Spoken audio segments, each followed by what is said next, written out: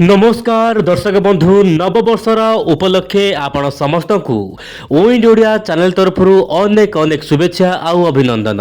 प्रभु जगन्नाथ पाखरे एतिकी प्रार्थना दर्शक बंधु आपण परिवार रे आपण सुख शांति रे एही वर्ष 2026 वर्ष भलरे कटू मोर प्रभु पाखरे प्रार्थना।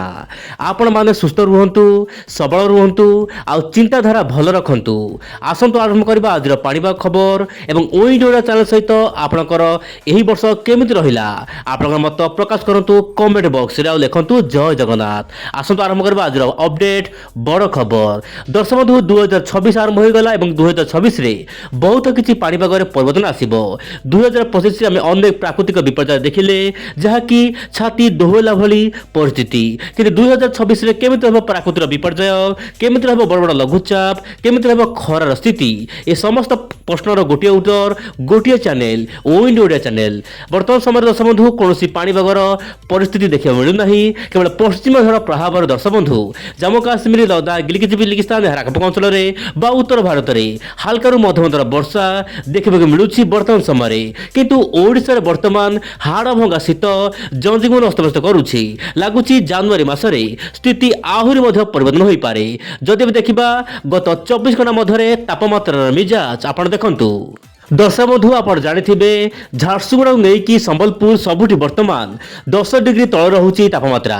झारसुगुड़ा दर्शक बंधु रात्रि तापमात्रा 6.3, सेहीपरि राउरकेला दर्शक बंधु 7.1, केउंझर रे 8.8, हीराकुद दर्शक बंधु रही 10.6, से संबलपुर रे 10.8 डिग्री तापमात्रा जहाँकि रात्रि तापमात्रा रेकर्ड कर सहित नुआपड़ा बलांगीर संबलपुर सबुठी कटक भुवनेश्वर हाड़ भांगुची शीत प्रबल शीतरे जनजीवन अस्तव्यस्त हो पड़ुछि।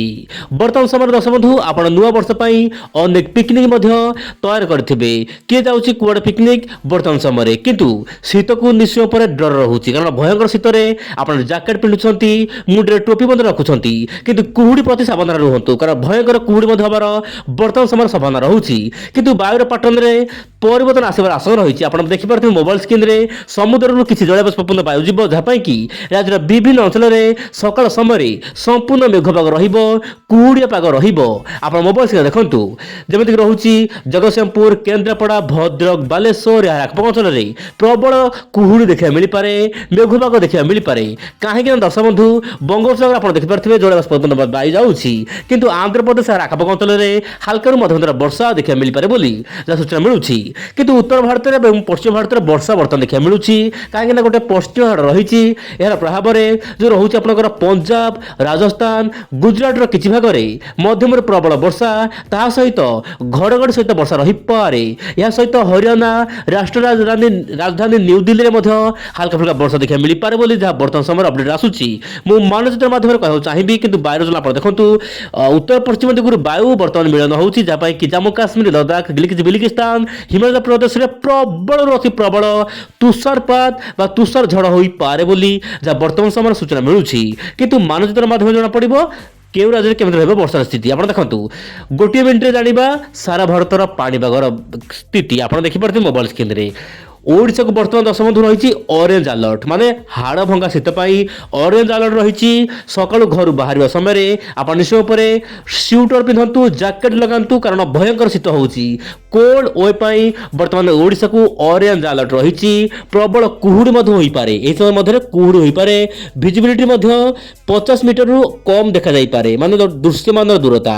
से दर्शक बंधु गैंगेटिक वेस्ट बेंगल में प्रबल कुहुड़ी शीत येलो अलर्ट। यह सहित बिहार को वर्तमान ऑरेंज अलर्ट रही प्रबल शीत कुहुड़ी कोल्ड।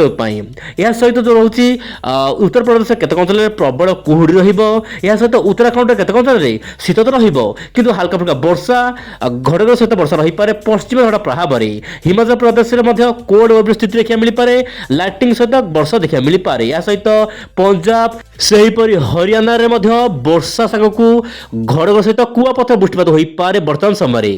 ता सहित ଜାମ୍ମୁ କାଶ୍ମୀର ଲଦାଖରେ ମଧ୍ୟ ବର୍ଷା ହେବାକୁ କୁଆପଥର ବର୍ଷା ହୋଇପାରେ। ଏପଟେ ଦର୍ଶକ ବନ୍ଧୁ ଆପଣଙ୍କ ଯେଉଁ ରହୁଛି ତେଲେଙ୍ଗାନାରେ ମଧ୍ୟ କୋଲ୍ଡ ଓଭର ସ୍ଥିତି ଦେଖିବାକୁ ମିଳିପାରେ।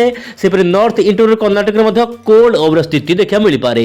କିନ୍ତୁ ଯେଉଁ ରହୁଛି ଆପଣଙ୍କର ତାମିଲନାଡୁ ତା ସହିତ ଏହାର ଆଖପାଖ ଅଞ୍ଚଳ ଯେମିତିକି ରହୁଛି ପୁଣ୍ଡୁଚେରୀ ଆଖପାଖ ଅଞ୍ଚଳରେ ବର୍ଷା ଦେଖିବାକୁ ମିଳିପାରେ ବୋଲି ବର୍ତ୍ତମାନ ସମୟରେ ଅପଡେଟ୍ ଆସୁଛି। ଏବେ ଦେଖିବା ଜିଏଫଏସ୍ ମଡେଲର କ'ଣ ରହିଛି ଆକଳନ। ନୂଆ ବର୍ଷରେ ନୂଆ ଆକଳନ ଜିଏଫଏସ୍ ମଡେଲର ପଶ୍ଚିମ ଝଡ଼ ପ୍ରଭାବରେ ଉତ୍ତର ପଶ୍ଚିମ ଭାରତରେ ସାମାନ୍ୟ ବର୍ଷା ମେଘପାଗ ଦେଖିବାକୁ ମିଳିପାରେ। ଏହା ସହିତ କେବେ କମିବ ଶୀତ ତାହାକୁ ନେଇକି ମଧ୍ୟ ବଡ଼ ଖବର ରହୁଛି। ମୁଁ କହିବାକୁ ଚାହିଁବି, ହେଲେ ତା ପୂର୍ବରୁ ଆପଣ ଦେଖନ୍ତୁ ବଙ୍ଗୋପସାଗରରେ ଗୋଟିଏ ଲଘୁଚାପ ସୃଷ୍ଟି ହୋଇପାରେ ବୋଲି ଜିଏଫଏସ୍ ମଡେଲ ଆକଳନ କରୁଛି, କିନ୍ତୁ ଅନ୍ୟ କୌଣସି ମଡେଲ ଆକଳନ କରୁନାହାନ୍ତି ବର୍ତ୍ତମାନ ସମୟରେ। ସଂକ୍ଷେପରେ କହିବାକୁ ଚାହିଁବି, ସାମାନ୍ୟ 2 ରୁ 3 ଡିଗ୍ରୀ ଓଡ଼ିଶାର ତାପମାତ୍ରା ବଢ଼ିବ।